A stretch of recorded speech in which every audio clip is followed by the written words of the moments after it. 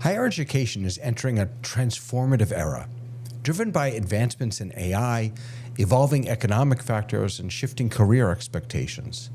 This shift represents an unbundling of the traditional college experience, reimagining how content, credentials, and career readiness are delivered in a modern landscape.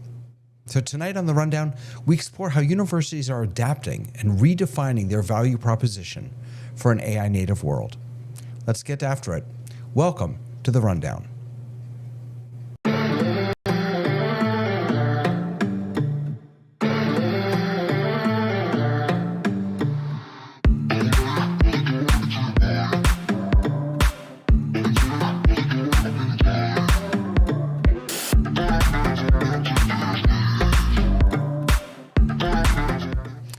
Good morning, good afternoon, good evening. Welcome to The Rundown. Welcome to Office Hours. Good to have you here.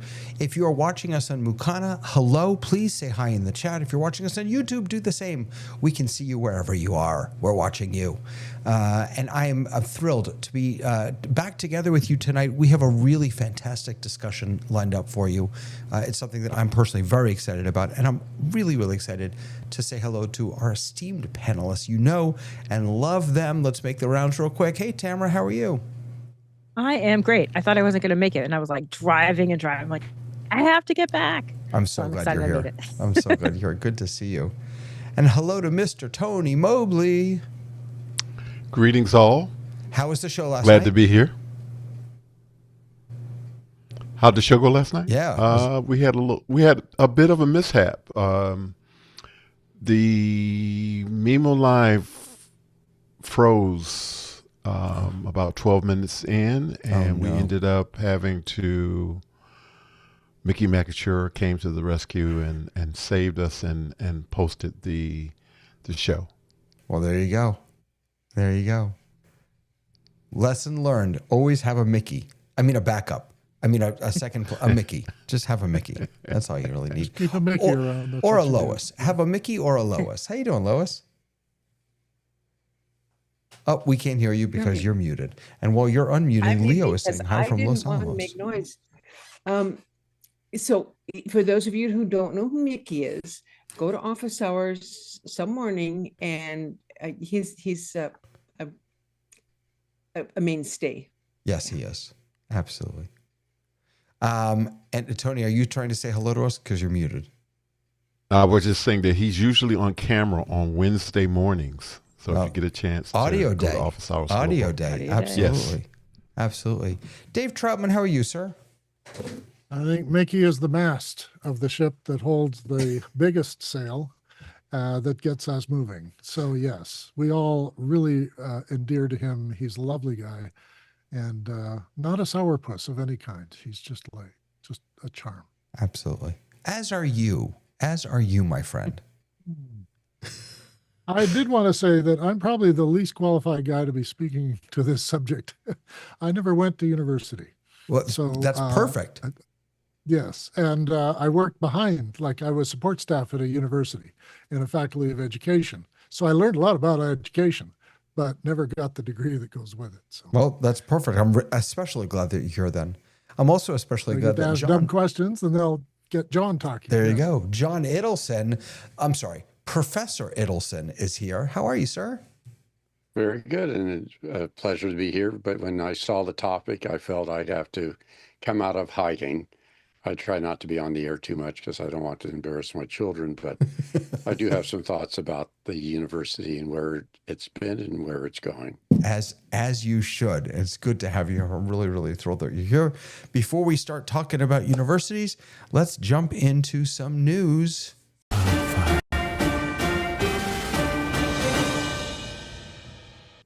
So does anyone here have a Twitter badge? Mm-mm. No, neither do I. Well, you can now get a Spotify badge. And I thought this was absolutely fascinating. Spotify is rolling out verified by Spotify badges to help listeners determine the difference between AI and, I don't want to say real artists, but I guess human artists, AI and human artists. The badge appears on artist profiles and in search results. Artists, in order to qualify, they have to show a real-world presence through concerts or merch or linked social accounts. They have to demonstrate consistent listener engagement over time. And AI artists and personas are excluded. I think this is absolutely fascinating. And boy, did we ever imagine that we would have to have a real person badge on our music. My immediate thought was, how long does it take before the AI sue for discrimination?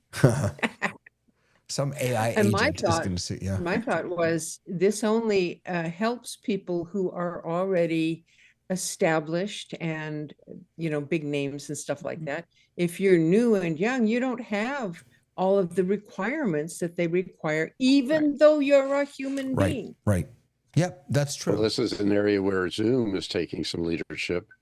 In April, they rolled out something focusing on bridging the gap between artificial intelligence and human interaction.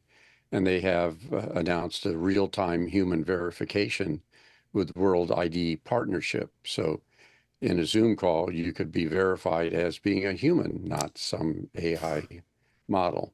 Very fascinating, because they talk about verifying that you're a human, but some humans have agents that they want them to be able to act for them as a human. So where Twitter may say, or Spotify, this is a human, me as a human may want to say my avatar can shop at Amazon when I need to buy Kleenex. They used to require you to have a copy of the New York Times current edition to be able to verify proof of life, So maybe that's what they'll have to do, is the AI can't hold up a newspaper and say it's new. Of course, it'll fake New York Times, but yeah, okay. What's fascinating do check out the World ID partnership.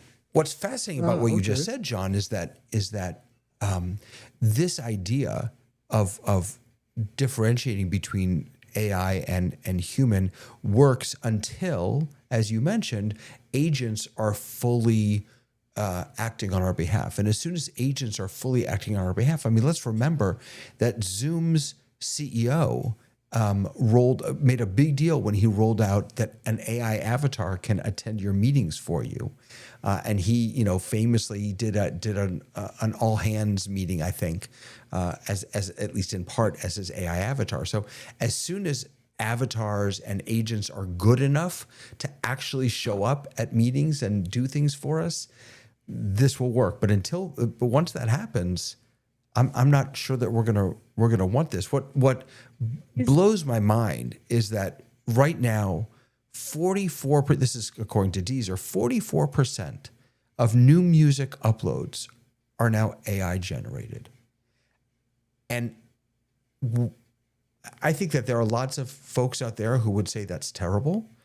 As a musician who has music on Spotify, and who has played around in a very tiny way comparatively with some of the, like Suno and some of these tools, these tools are amazing.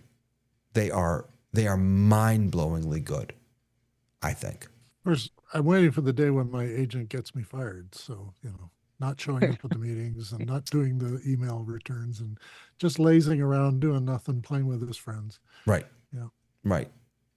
And Sky is saying, I'll have my agent contact your agent. We'll do lunch. Yeah, that's absolutely where we're going.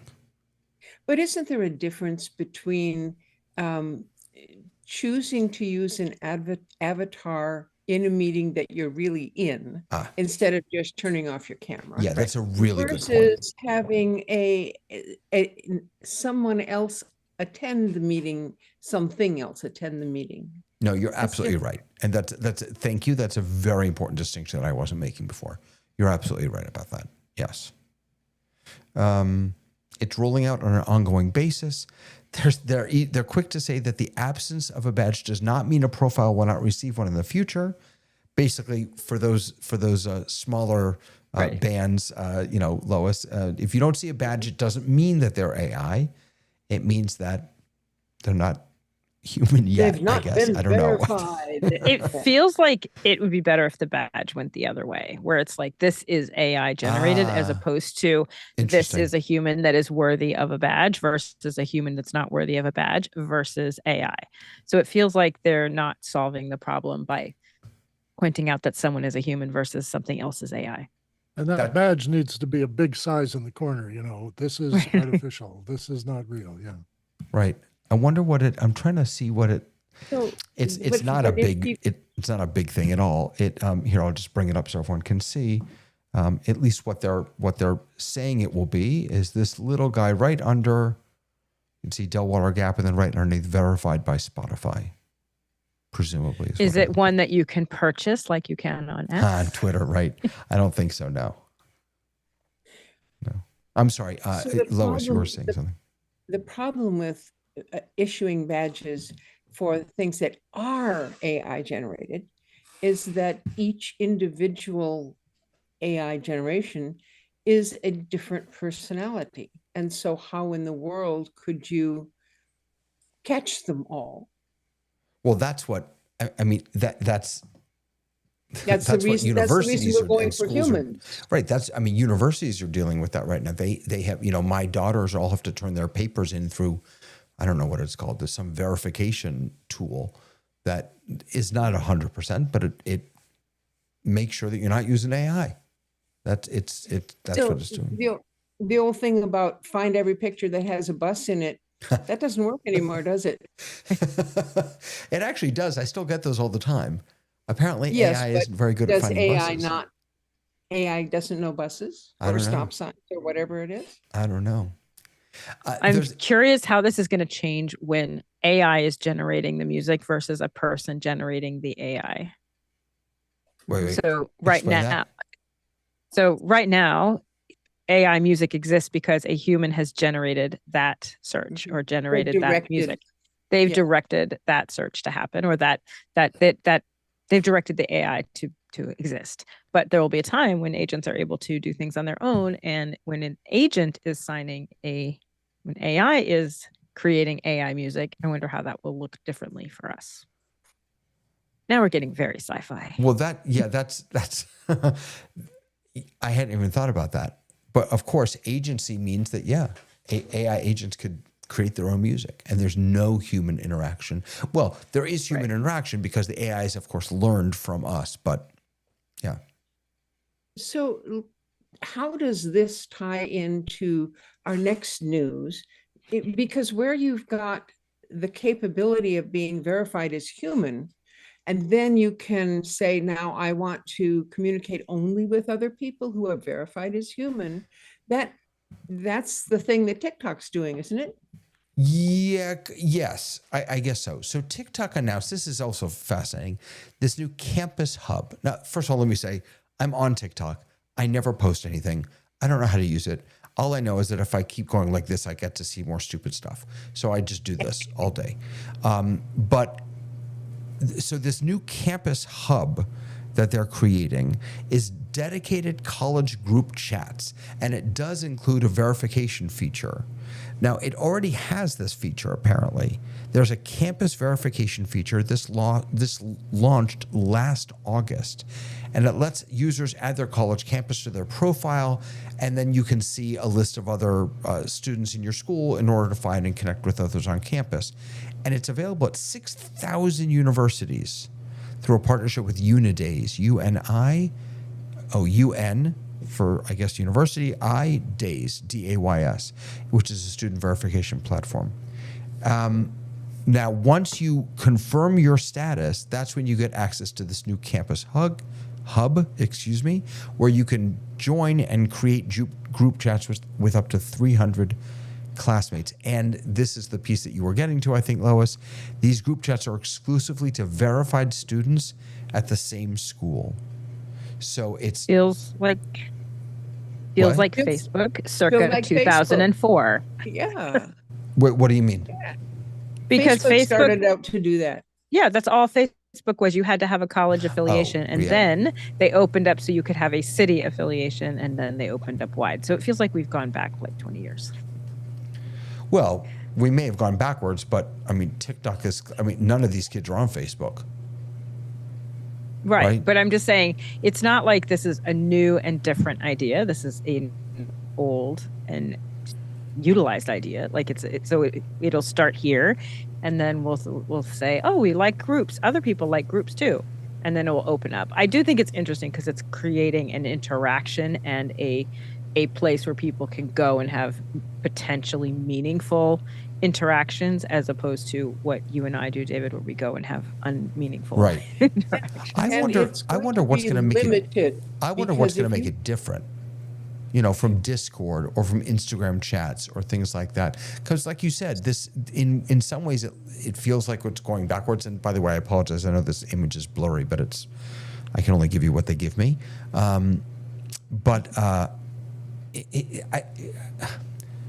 don't know. There's clearly there's a need for this. Relate to what they were doing here in California State University, Monterey Bay, when it opened, was a brand new campus, and we had no student union, and we had no bulletin board for rights, but we had a common chat and an online bulletin board, and so there is a real neat advantage to having a community which is within the university.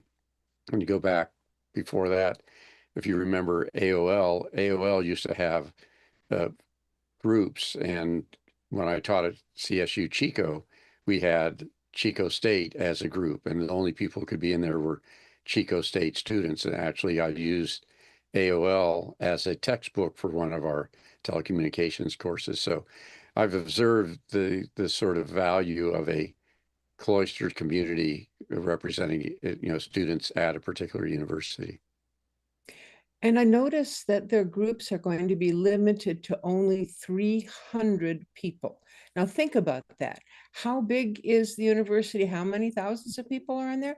If you have a number of different groups, none of which can be more than 300, who gets to decide who's in, who's out?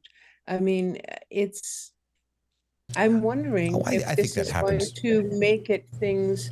No, but I think that happens naturally, don't you, Lois? I mean, the rowing team has a group, and the. Well, that's different, though. This says anyone in your university. However, you can't all be in the same. But I think you can create groups. I don't think that it's making groups for you. I think it allows you to create groups up to 300, and you can choose who's in and who's out. See, and that's what I'm thinking, if it's available. You're going to have segregated and distinct groups of people who are like-minded, rather than an open forum where anybody in the school can join in. Yeah, well, we know how it's going to happen. It hasn't happened yet. But right. That's my we know how good open forums are. Twitter. That's. I'm not sure that just having a message board where anyone can write whatever dreck they want to is a better answer. I think there's value in. Look, what this is in some ways, Lois, is you're right in that it's going to create bubbles where people are talking to, but I think that happens anyway at the university level. I think it happens in life. We all create circles in which we share common ideas, common values, common things that we appreciate, and we talk about them. So I don't worry too much about that. And the nature of algorithms, people are set to like-minded things. So what would be different about it is if it said, hey, you might like this group from your university because these are people who like the same things you like. That would be probably the step up. Creepy, but the step up. Yeah. Or it could be, here's the first 300 people and here's the next 300 people, and not cherry picking, not trying to make groups that are all the same. And as far as someone doing something bad, you're a student at the university, you're identified. I mean, it's not like you can put in a fake handle or something. You know what is I think, I mean, this is a brilliant marketing play, because so there's going to be a college feed where you'll get a personalized feed that surfaces content from your verified students in your group and content related to your university. So what TikTok is doing here is saying, let this be your central messaging app and your central information app. Oh, and in between all of that, go ahead and do that doom scrolling thing that we're known for. So it's a very, very smart move on their part. the question, I think, is, are we even going to have universities and campuses on which to use this? Because that is our main topic for tonight, for this morning, for today. So we last week talked about Khan TED Institute, which is promising a competency-based AI era degree for under $10,000. This is a bachelor's degree, presumably a bachelor's degree for under $10,000. And so I guess that sparked for me the question of, is this the beginning of a real reinvention of higher education, or is this just another attempt to make college cheaper by stripping away the very human experiences that make college valuable? And so I think we should probably start with our since we are in graduation season, we should just go ahead and start with our graduation. Oh, I'm sorry, John, there you're ready for graduation ceremonies, I see. I'm a retired professor, so I'm sort of like that greyhound dog that hears the bell and still wants to run. But I thought if we were going to be talking about universities, I would get back into the university regalia that we use at graduation. And for almost every year of the 37 years I was teaching, I attended our students' commencement exercises. And at Chico, I was the grand marshal for the students. That's usually an honorary position. I think the reason I got it was I was wearing the purple outfit, so it was easy to tell the students who to line up under. But we're talking about change in universities, and you talked about the Khan Academy and the digital cliff of students. I just want to point out that at our most sacred ceremonies, commencement, we still wear the garb of the Middle Ages. So universities have been around for a long time. They resist change, but they've changed greatly. So I think we're going to have a fun discussion. I'm going to get out of this before I melt. I love that. I wonder if you I can, love that so much. I wonder if you can So he on takes Zoom the, do a visual effect where you could put on yourself the regalia on Zoom. Oh yeah, we need a filter. Zoom, You're right. Zoom We need does have, Like a little filter. that where you Graduation put a little mortar board on it, which Yeah. is interesting. It's that was one of the what do they call it in Zoom? I should know. the filters. Video effect. Video filter. One of them was the typical. This is a slightly different hat than the mortar board, but I did a study on graduation gowns and how it happened from the Middle Ages to now. Part of it's tradition. One thing, if you've seen the doctoral gown, I'm going to turn for a second, and you see the hood, you see the back there. Back in the Middle Ages, when there was roaming scholars, the professor would turn his back, and the students who were following him would pay essentially by putting food or money and that's the hood that usually shows the colors of the university. I never trusted turning my back on the students. I'm not sure what they would have put in there, but anyway, Well, I'm officially giving the trophy for Best in show, John best to prop. have best prop of the week. Yes, Usually Yes, that's he you, killed. Dave. Yeah, usually That's I right. think I'm handing him There's no way the you can- torch. You can't. To him, do I throw Andy's the that. torch. Yeah, Leo is Yeah. saying hello, welcome, Professor Harry Potter. So am I wrong when I put out there that this is the beginning? I asked as a question before. I'm just going to say as a statement. This is the beginning of a real reinvention of higher education. That more and more people are questioning the value of higher education, or let me change that. They're questioning the value of traditional college or university, the 4-year college or university. Am I right about that? Is there a sea change happening? And is that change driven, at least in part, by technology, by artificial intelligence? Am I crazy, or is this actually happening? What do you think? It happened a long time ago. All right, tell me more. Yeah, I think it's changing capitalism, not technology. A change in capitalism? I feel like it's a push towards capitalism than technology, because we're now looking at education based solely on what your job outcome can be. And you're ranking those jobs by money that you can receive from those jobs. So I not sure that it's technology that's changed education rather than education being like value, losing value or having a different value based on, solely on money and not on other outcomes that happen by going to college.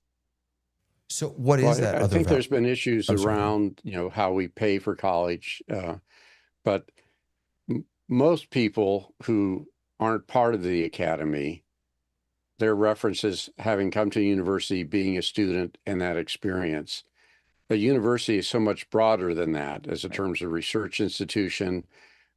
We had the land grant colleges, which became agricultural extensions. I think Lois said it right. I mean, universities have been constantly changing. And I think the keeping the old garb is sort of an attempt to keep some sort of historical perspective. But if you look at the roaming scholars that were in the Middle Ages, it's very different now that when we have the internet. And probably the biggest change with technology is when the internet was started, which was a connection of research centers. It was also, for military and the like, but it essentially changed the way universities interacted at the level of faculty members communicating with other faculty members. And now all you're seeing is that being expanded beyond just the academics talking about it. And the COVID-19 impact was the technology really hit every level of education. Mhm. I wanted to point out that I did a presentation in 1996, 30 years ago, to professors about what the future of university would be. And it was that the distance learning will become online participation, and lectures will have 5,000 students, and professors would be paid really well if they're superstars. They would be superstar academics, and they would be really good at teaching and presenting things, and people would love them and sign up for their courses. And I was kind of booed out of the room because they were very annoyed with me, and I think I struck a chord. I always like it when people are annoyed at me. It means I must have said something that they didn't like, and that's good. But yes, in '96, I worked at a place called the Academic Technologies for Learning. Believe it or not, it was about learning, and we were teaching professors how to make multimedia because that was the next frontier. So I've been through this meat grinder once before here, and I'm kind of with Tamara on the idea that there's a lot of outside influence trying to tell the universities how to do what they do. And the universities existed long before. I mean, there were universities before there was a USA. So I think, we've got this medieval garb now that we throws us back to that era. But it's a status that is not religious. It's fully theoretical, scientific, the liberal arts kind of concept. And now we've turned it into a technical institution. I'm a graduate of a tech institute, so I know the difference. And I worked at a university, so I know what the profs are fighting and working with and the kind of aggressive ignorance they face today. So I think, the future, or, is it worthwhile, is a personal moral choice. It wasn't worthwhile for me, so I didn't go, and I haven't suffered for it. But I live in a country that had a kind of free education idea. You know what's interesting, Dave, about John Wallace in the chat said, who would have guessed, this is about the technical versus traditional, who would have guessed, he writes, pumping out a bunch of art and English majors who never used their degree would degrade the value of higher education? Is that the problem? Is the problem that, that our universities have not been technical enough? Let's go to the English major. As a 3-time English major who has been paid from literally day one to sit in writers' offices and create worlds that don't exist, I take umbrage with that. There's a lot of discussion about we have to stop teaching writing and we have to stop teaching English. And this is the hill I will die on, because my degree says I can read and I can reason and I can write. But more importantly, we need liberal arts and we need writers to be able to continue telling our stories. And when we are talking about this idea of AI taking over and technology encroaching on humanity, this is one of the things that keeps humanity going. And I would say that not everybody does not make money. The pieces that I don't make money in my life are certainly not the writing aspect of it. So I went to college. I was a the second person in both my families, my father's and mother's families, to go to college. And I went because they said, we can put you to college, you gotta go. And so I went. Was I motivated by a career choice? No. Was I intending to do anything with that college degree? No. I went because my family said, that's what you're going to do. Okay. And I did it. But what I got out of college was different than what I think my folks were expecting. What I learned was how to be a functional person in the society in which I was living. I came to Davis, I learned how to get along with other people and do all these things that I had never done. And so for me, even though I never used my degree, actually I didn't finish the degree because I got sidetracked by fighting forest fires. But it was worth it to me to be here and learn how to be me. Now, that was at a time when it didn't cost as much. I mean, that was in the 70s. That was a long time ago. Right. Right now, would it be worth it for someone to go and not use their degree? I don't know. Yeah, that's. I'm so glad you brought that up, Lois, because as you were speaking, that's what I was thinking. That those soft skills, collaboration, compassion, patience, finding yourself, all those things that are vital. I think we do. I learned how to live independently. I had never lived independently, and moving to college taught me how to live in a safe way. And then slowly I moved to an apartment, not a dorm, but it taught me how to live independently. But I think that part of this fundamental question is part of this question has nothing to do with technology at all. And that is what you just said. Is it still worth it to get those soft skills, which are vital skills? Is it still worth it to pay what we're paying? The second question for me at least is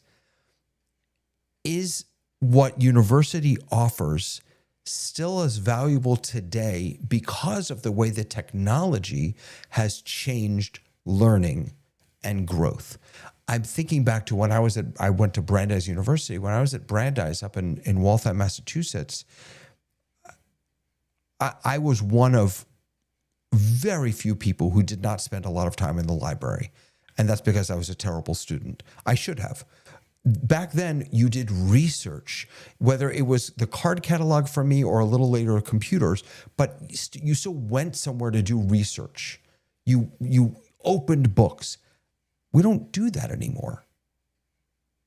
So I think it really does depend. I think it depends on what your value in your education is. So I went to, and I've taught in very small Lutheran Christian colleges. The value of teaching, and if you look at the mission statement of a Christian K-12 school, for example, it is actually the education part is the least important thing. The most important thing is the ministry portion of it. And you can decide if that meets your values or doesn't meet your values, but that is the base mission of a Christian school.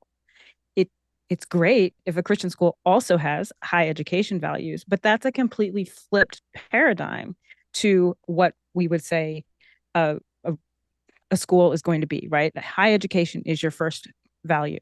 So if your value system is going to a school to get a good return on investment, then that's one thing, but that's where your value is. You're saying my value, my judge of the value of this education is if I make XYZ dollars.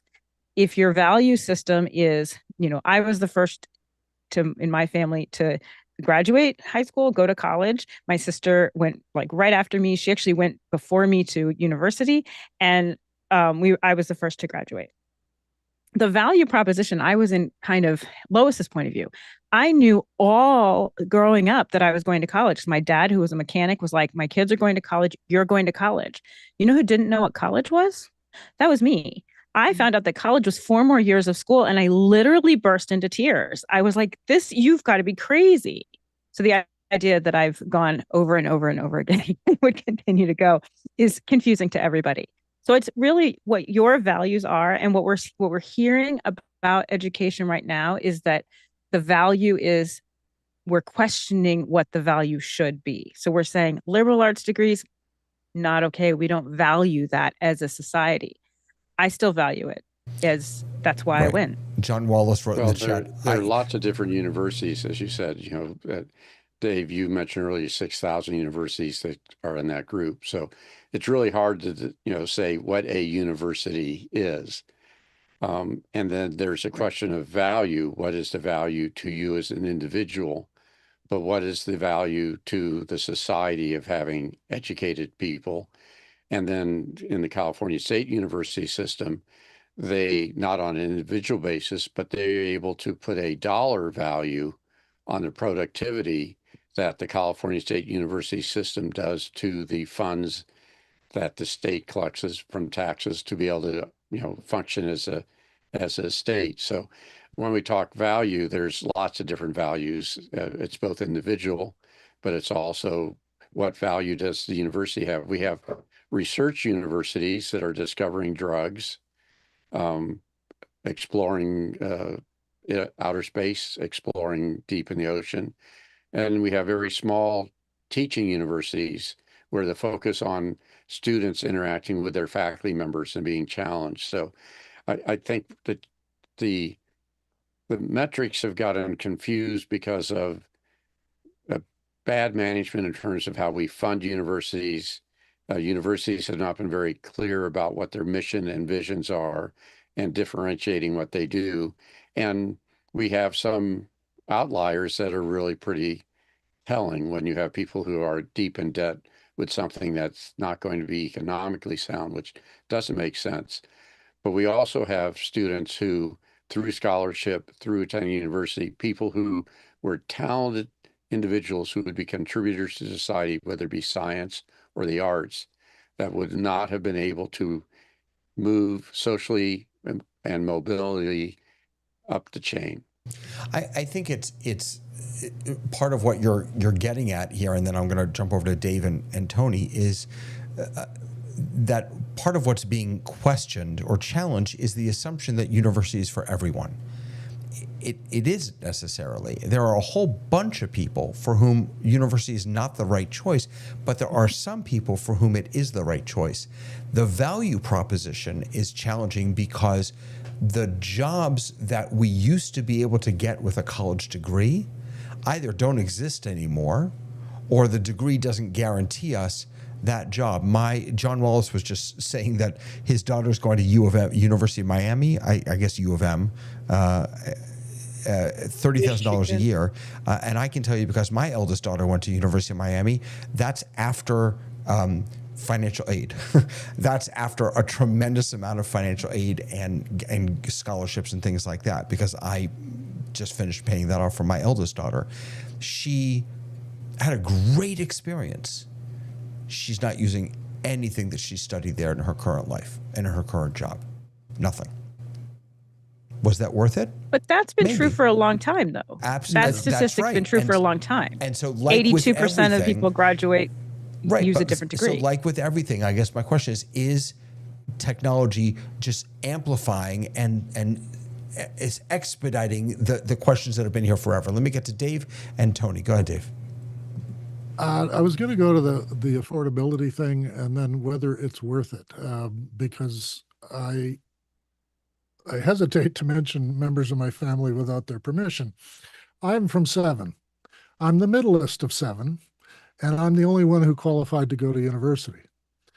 My siblings have had a real tough time through their lives, and it is probably a result of them not having an understanding of how systems work, how government works, how people in professional positions don't have any vested interest in whether you're really good at what you do or not, and are suspicious of judges, don't trust the police, think a lot of things are going on that have no basis in reality, because this is the world they're living in. And it seems to me that, I talked about the experience of college.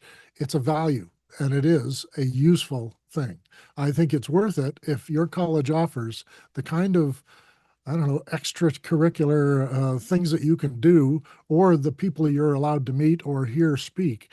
Then you're going to get a well-rounded education and not a technical one like I got. Now, I decided not to go because I wanted to pursue media and universities weren't doing it at that time. But I think in the sense that it's worth it, it has increasingly been difficult to get in, but still worth it. But on the other side, as my wife taught at a university, students don't have spare time anymore. And they're working just to pay for being at home or school or having an apartment on their own. And not many of them are really leaving university without any debt. So the sense that is it worth it? Did I go into debt for no reason at all? Because the degree I have now in computing science is now being replaced by AI. I think I got to go back to school. So I would say it's, as John has said, different universities have a different focus, and picking the right one might be just exploring another idea for a year and then decide if you want to go to university. Yeah, fair enough. Tony, go ahead. I think there are tangible things that you get from going to a university that does not necessarily come across in terms of the job that you eventually get. And what I mean by that is that, David, you mentioned that your daughter went to University of Miami and that she is not working in that field. I would argue that the experience that she had and the interaction that she had with her peers on campus and all of the things that she experienced at college has helped her be the person that she is today. The other argument is that I would argue that we are most often, when we first go to college, we really don't know what we want to do. And so there is this exchange that takes place where we begin to sort of hone in on the things that we think that we might be interested in doing. As a person who got a bachelor's degree in religion and a minor in sociology and another minor in English, I did not really, in a way I did what I needed to do. I mean, I'm a minister, but all the jobs that I've had have been extremely diverse in the way in which they evolved. But the most important thing for me was that the exchange that I had with my peers at the university, I had the benefit of going to what I think is one of the best universities in the nation, in Morehouse College, alma mater of Dr. King, and that there is one thing that we do, or that has been going on at Morehouse from, 80 years at least, where we have chapel on Thursdays.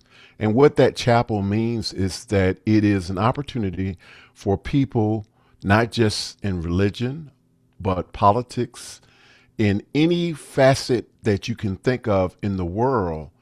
And they're there to give us ideas and hope and encouragement that there is no mountain that we cannot achieve. And the last thing I want to say is that I think it's important for us to recognize that people who went to college in hopes of just getting a job, that is, for all intents and purposes, no longer the reality of the situation. I would argue that people would need to, in this time, embrace liberal arts and technology, and that they think of themselves as contributors to society as it continues to evolve. This is kind of a reformation. We may not want to look at it like that, but I really sincerely believe that this is a time where people need to embrace technology and also hone in on those things that help us with our ethics and character. Okay, let me throw out a question related to what you just suggested, Tony. And this is coming out of, I happen to be, before we jumped on here, I happen to be scrolling through my Facebook feed, and I saw that one of my friends is starting rabbinical school. Rabbinical school is, generally speaking, if you go to one of the big seminaries, it's a 5-year program, a 5-year post, what do you call it, graduate program, sort of like a longer doctorate, where you become a rabbi. Okay. I did that. This friend is doing it at one of the big seminaries. There are 3 big seminaries. And she in her post, explained to me that she's doing it in their new online version of their school. This is brand new. Now, the school that I went to, the rabbinical school I went to, has been online since COVID. They've really, I think, done a good job of creating a deep learning experience. But this, no one else will appreciate how shocking this is. To me, this school being online, offering an online version of their learning, of their pathway to becoming an ordained rabbi or cantor, is mind-blowing to me. So one of my questions is, how does learning change with online learning, with so many universities, to even University of Florida? I can speak to that because one of my degrees is digital. Right? So Go for it. How does college university learning change given all the technologies? And everyone go. Go. So Tamara, I would say that Tony, Tamara, John, Dave, Lois, Tony, Tamara, John. I would say that if the university that is doing the online program is sort of following the office hour model, in that they're looking for great camera, great audio, then you have the opportunity for exchange as if you are in person. One of the best experiences that I had in college was the conversation and the debate that we had on this. Because what we did was we studied the material, and then we had this exchange and going back and forth with each other that was powerful and meaningful. And I think that if you are in a digital space and you are providing quality video and quality audio, that you can have genuine exchange that makes a different, almost, I'm not going to say it is as good as in person, but almost. And the way I back myself up with this is that I am here with each and every one of you, and I have a relationship with each and every one of you, and the relationship that I have with each and every one of you is an authentic one.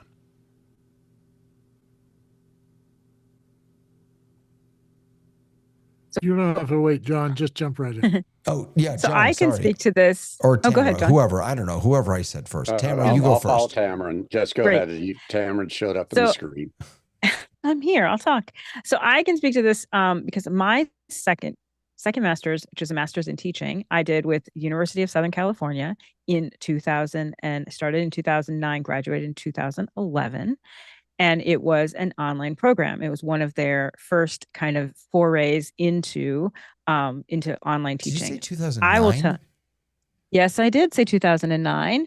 And to speak to Tony's point, when you came in, you got a camera. And you had, so this was a good and bad thing, because it was part of the university, all of the university professors. It was, I will tell you, more comprehensive than sitting in a class. The syllabus was 38 pages for every single class. And I had a rigorous education with a combination of technology and then being in a classroom. So I still had real people, but all of my program was online, and we were a part of a cohort that went through this online program before online was cool. And the biggest question then is like, is this a real degree if it's online? And if it's this was like the beginning of this time. So now we don't even think about that because we think about COVID where everybody was online. So what I hear a lot of is people giving a less than to whether your education is possible in a digital space.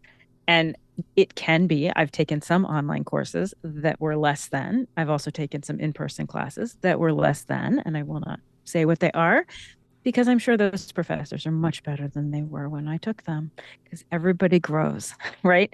So I think that the question becomes, can technology be a way of educating, and can technology form authentic relationships?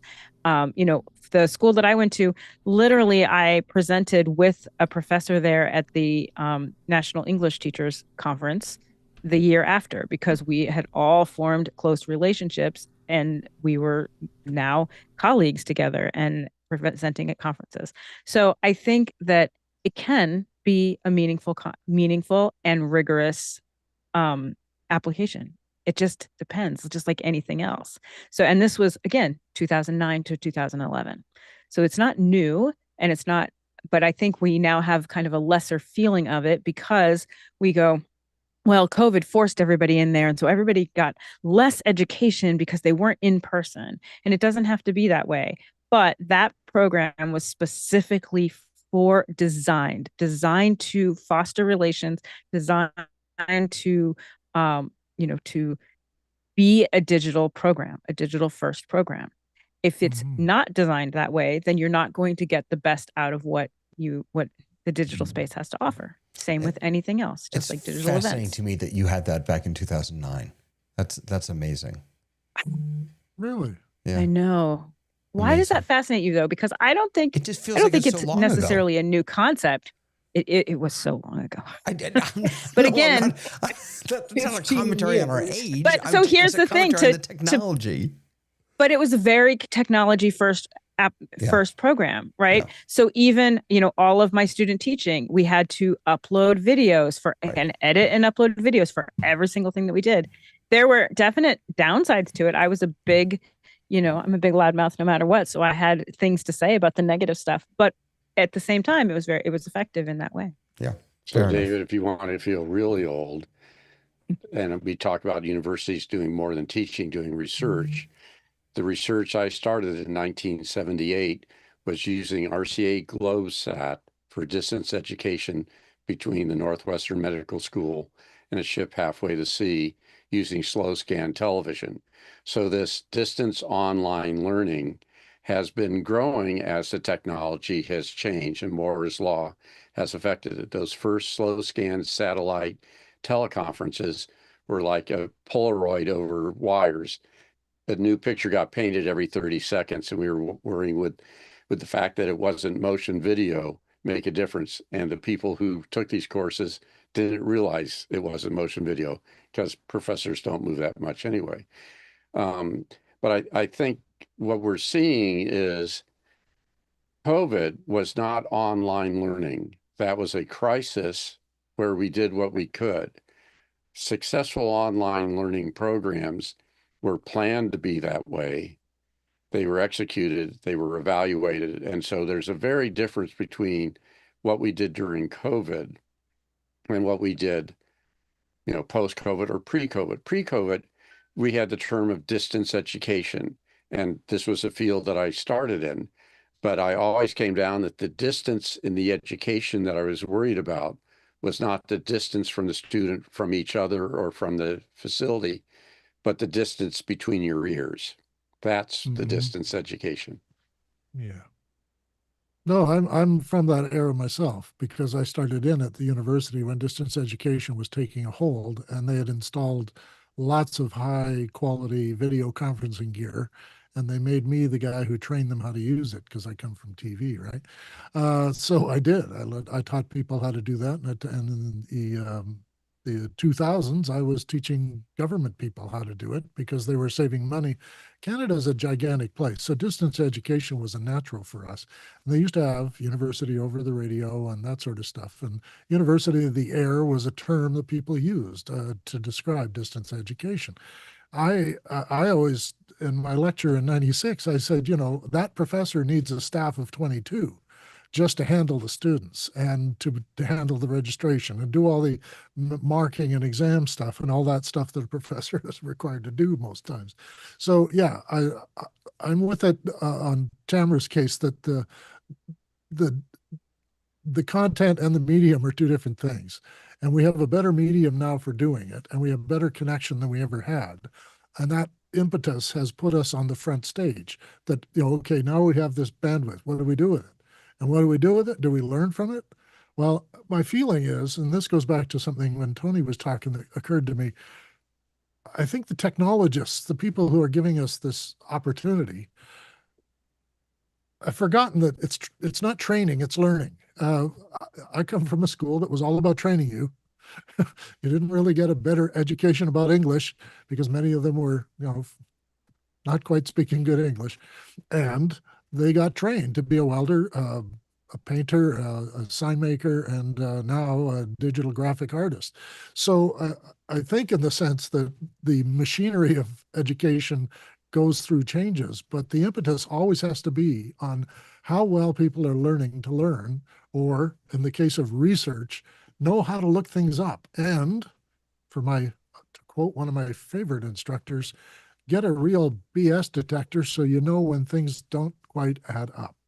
And if you can teach kids that, they are going to survive. So Lois, I want to give you a chance to chime in. Before I do that, I just want to put out one other question for us to think about, and that is specifically about things like Content Academy or Institute, content. And I'm curious, John, we'll let Lois jump in first, but do you see these as a threat to traditional universities? And is this the wave of the future? Online, as you all have been talking about, designed for online learning, really high quality professors and learning and experiences at a fraction of the cost. Is this what is coming? Lois, let's get you in first, though. Let's get John to answer that because I want to shift us a little bit. Hey, John, you go. Okay, well, there's lots of ways to approach this. The idea of online education being less expensive has been proven wrong time after time. The introduction of radio was first perceived as an educational tool, but somebody put an ad on it and now it became a marketing tool. Public television and the Annenberg Foundation, they were going to create the best courses, the stars that, you know, the best lecturer on psychology, the best lecturer, and that was going to be television across the country. There have been lots of predictions of how technology will greatly change our teaching learning processes that we do. Technology is a lever. It's going to help us, but teaching and learning is a very human thing. And David, when you spoke, I was saying, yeah, let's go back to 76, but I realized this is, again, a connection technology. I remember my father as an engineer learning about this thing called a Texas Instrument integrated circuit.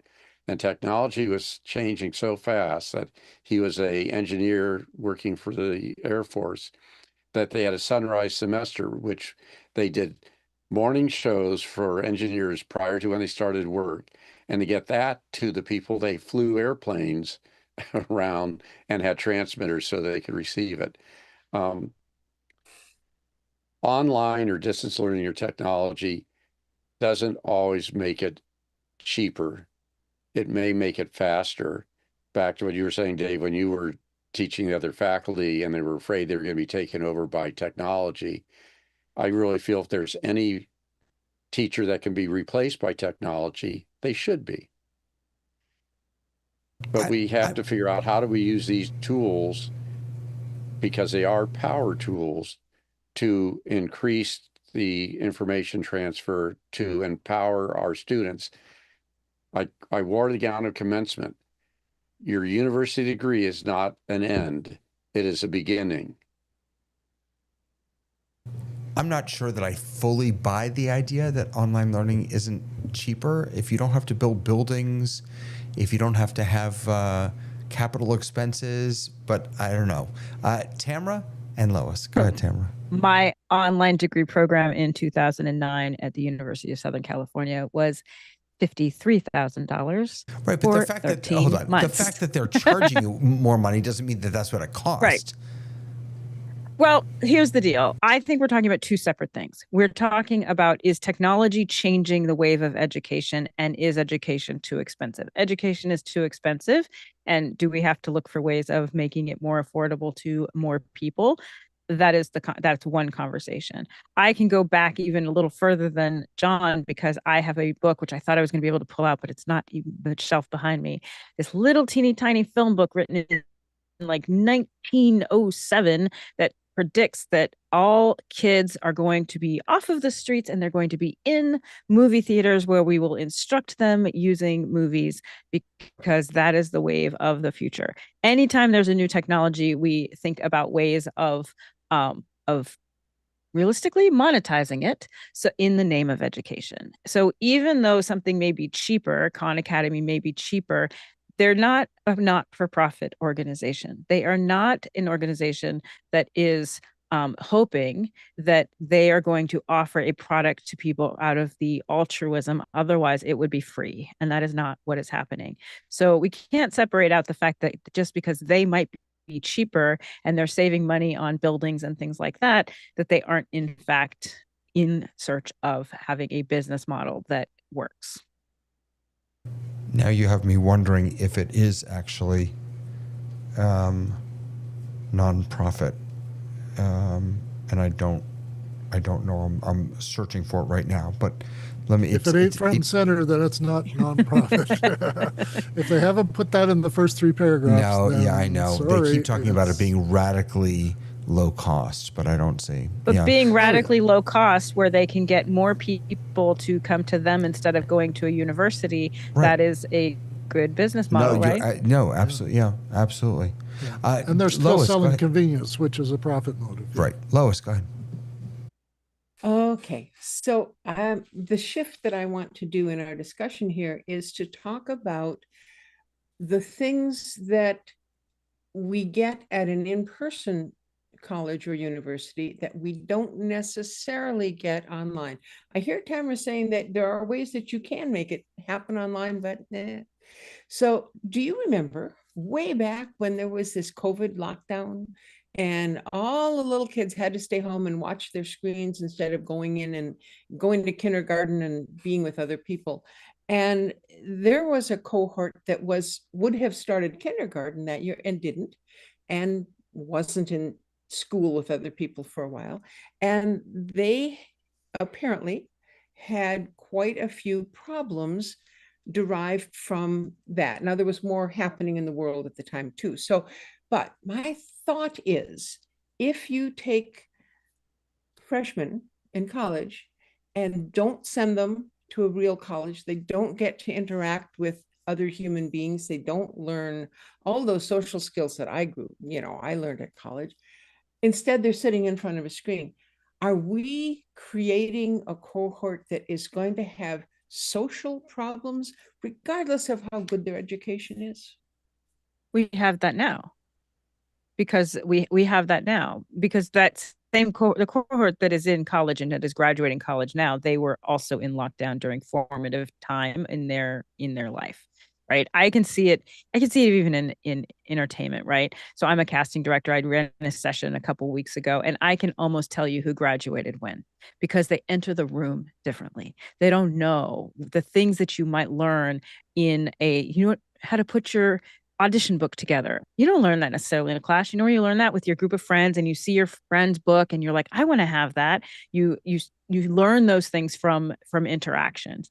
You can get interactions, and usually what happens in a group that is, chosen people who are doing an online course, a lot of times those groups will get together. So for example, I had people who are in my education program from all around the world, which enhanced my understanding of education and of teaching, as opposed to going only to a university in my state where the research was only about my state and there were other teachers who dealt with just my state. I had a real rich global conversation in that space about education that was very, very different than if I were to go in the same state that I was teaching, right? So that's interesting.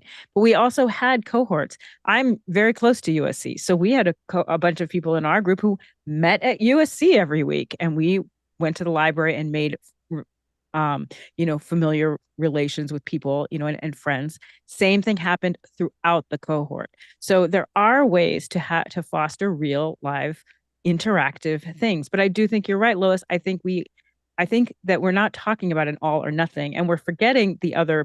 John has brought it up. The part of the university that we all think about is kids going to college. And in some ways, and I don't want to offend anybody by this, but in some ways, that's the least important work that a lot of those professors do. They are doing research that is everyday research. And, like we're looking at them saying, well, teachers don't make enough money. So that's not going to be a place where you can get funding to be a teacher. Okay, who's going to teach? I'm curious that's not considered a real job. So and in fact, the education department of most universities helps fund other things in the university because it's one of the biggest cohorts of universities. So Tamara, I wish I would have known you were at USC, because Cal State Teach was your competitor, or a competitor program. And at Cal State Teach, those students who were learning online did the same video, but they were in classrooms being paid. So they not only were getting paid, absolutely, and then they had scholarships to school. But so here's the thing. I had that opportunity. I chose USC because one of the negative sides of going to a very small Christian college was that no one knew where you went. So I was very strategic in choosing USC over Cal Teach, and I don't use my degree at this point. I'm hearing John and Tamara argue for the value that university still provides. I'm hearing Dave talk about the vocational aspects of learning. I'm hearing Lois and Tony talk a little bit about the what I called before the soft skills, the non-academic value of university. So here's my question: what is the core product of higher education today? Is it knowledge? Is it credential? Is it networking? Is it maturity, like it was for me?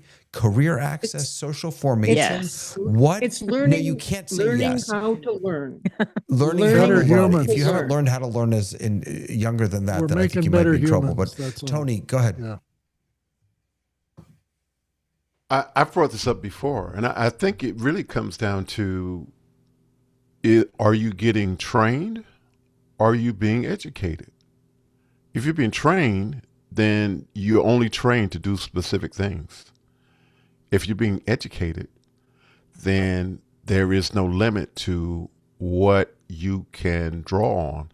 You can look at your environment, you can think about what you'd like to do, and then you can recognize that this pathway that I was trained in is not what I need to do.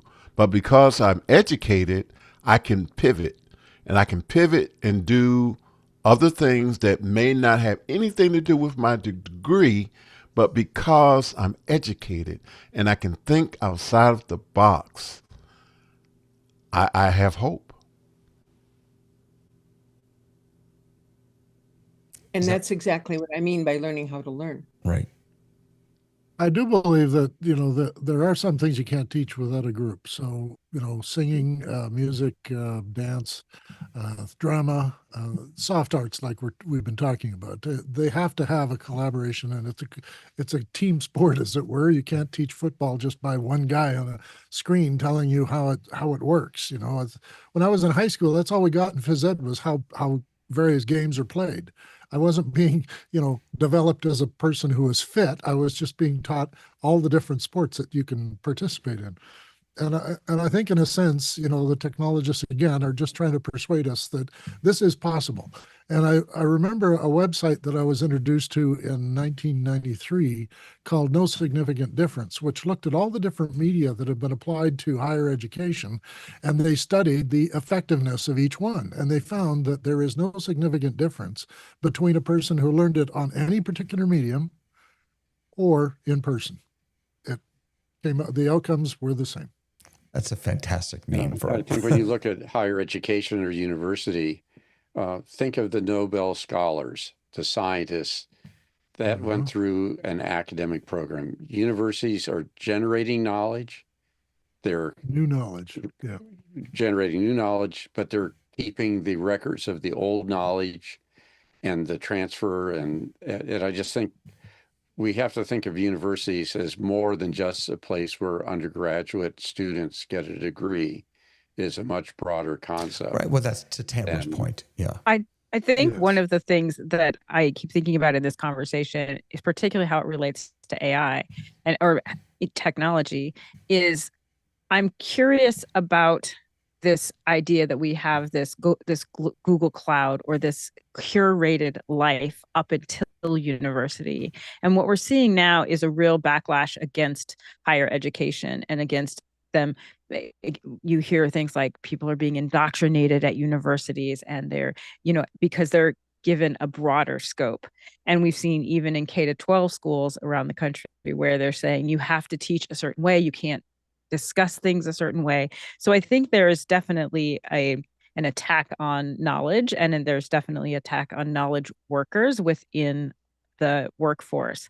But I think one of the downsides, which is kind of an underlying consequence of this curated life that we live, is that we are used to being served information that we want and opinions that agree with ours. Even our AI agrees with us. And so when you go to a university where you're being challenged to think outside of something you disagree with or something that is so foreign to you or something so different, that's not currently being looked at as an opportunity for growth. It's looked at as an opportunity to stifle my own ability to curate my own life. And I think that's a negative impact that we're seeing at all levels of education based on what our fast food life is handing us, and that it is curating what we see and what we believe and what we think, that it is making it more difficult to accept that there might be other ideas that don't align with our own upbringing and our own ideas. So, and I think you brought a point out that happens in universities. Are you true to your campus or are you true to your discipline? Right. I was at a university in Chico State and CSU Monterey Bay. My sister went there to Chico State. Oh, good. She might have been there when I was there. It was the #1 party school. But but there's a whole nother community of people who are involved that I worked with, the researchers in using technology and education, the people who worked with the Plato system, the people who are using computer-based education. And that's a much broader community than just a community. And that's what universities really provide, is that community of scholars, but they have to have a home, they have to have a heat, they have, so there's a campus, they have research laboratories, but universities provide an incredible resource to everyone in the world.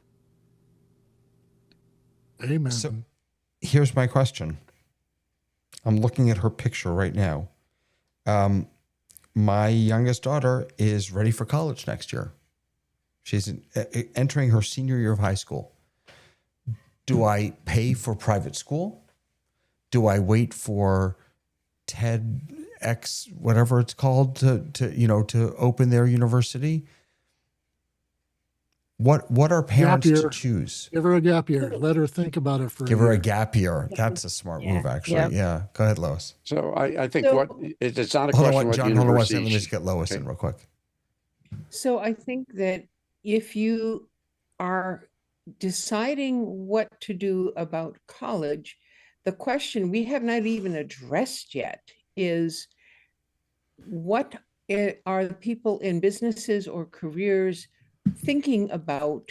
In other words, do they say you must have a college degree in psychology in order to get this job?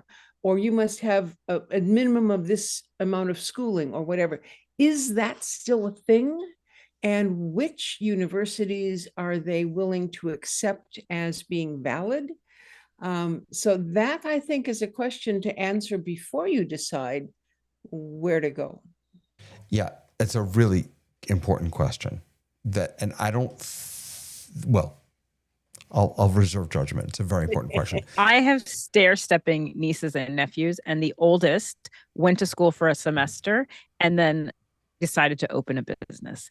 The middle one, who's just graduating this year, has decided to use his money, move out of the house, get an apartment, and go to a junior college that feeds into the university he would like to go to. Yep. And the other one is hardcore traditional university. She graduates next year, and she will likely go.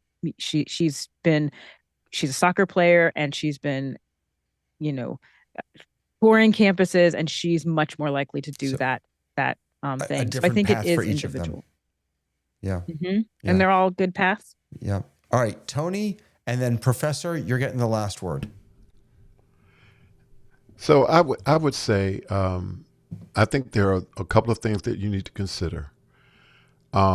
If she is thinking about a career in a professional level, lawyer, doctor, educator, PhD level, or anything like that, I would say definitely think about traditional university. If she is unsure of what she wants to do, then I would say maybe a junior college might be the first step, where she can actually decide if this is what she wants to do. But I would say that if she is definitely thinking about something that's professional, then I think traditional university is the way to go. If she's unsure, community college. And Professor. You were saying, what should you encourage her to do? You should encourage her to think about what she wants to do. When my daughter was looking for schools, she was looking at very different schools. The statement that she said, well, what if I go into the wrong school? And this was a hard decision. So she had to make a lot of processing. I knew any school was going to be great for her because she would thrive in that environment. When she got into one school, she said, Dad, I said, I'd love you to go to that school because I love visiting there in Southern California. It'd be wonderful. And she turned to me and said, would you like me to graduate or get really good at volleyball? So she was deciding what did she want. She was making her first career decisions. When she entered the school, she changed her major every semester. And I sort of questioned her, I said, why are you always changing your major? She said, well, I really don't know what I want to do. And whenever you're in the major, they give you priority to the classes. So I could always pick the best classes. She came up with this on her own. So I think you have a daughter who has two older, are they both sisters? They're all sisters, yes. Yeah. So she's probably going to do something different than either of them did. And you should just encourage her to find her own direction. And that may be taking a gap year, maybe going to a big university. My daughter picked a school in a very cold climate. And when she was picking schools, I gave her a chart of the average daily temperature and said, you're an intelligent woman. Where do you want to go to school? And I assumed she would have gone to San Diego and got in-state tuition. She ended up going to a private university in Chicago. And she pointed out that that chart that I gave her, when you flipped it upside down, was how much tuition I had to cover. It's a shooting match. But if you got two of them through, I think you'll get your third one through. I certainly hope so. I certainly hope so. I'm so grateful, all of you, for joining me tonight. Thank you so much for being here. My thought for next week, actually, is to build on this a little bit, but move away from the institutions and talk about what expertise means nowadays. Is there such a thing as expertise anymore? Is it necessary to be an expert? And the piece that maybe connects today's discussion to that is how do you become an expert if you're not studying 4 years in college? What happens to all these low-level or mid-level positions that AI is stealing from us or taking away from us? How do you become an expert if you never get to work down there in the trenches? So maybe that's what we'll dive into next week on expertise. Because, of course, look at these experts I've got right here. I'm so grateful to all of you, Dave, Lois, Tony, Tamara, John. Thank you for being here. Thank you so much for being here. And I also want to thank everyone who's watching us online, to John Wallace and Andre, Wayne Fox, Brody. Good to see all of you here. Thank you so much for being a part of it. Roscoe, good to see you here also. Everyone on YouTube. We do this every Thursday. Join us at therundown.show, THERUNDOWN.show, and visit us also at officehours.global. We have another Office Hours show coming up tomorrow morning, Friday morning. For me, it's Friday morning. So I know I just disappeared. I'm coming right back. There we go. Sorry about that. That's my Rode X. My Rode Streamer X does that. That's the problem with that. I got to get rid of that. But in any case, until then, my friends, we'll see you next time. Bye. Have a wonderful rest of the weekend.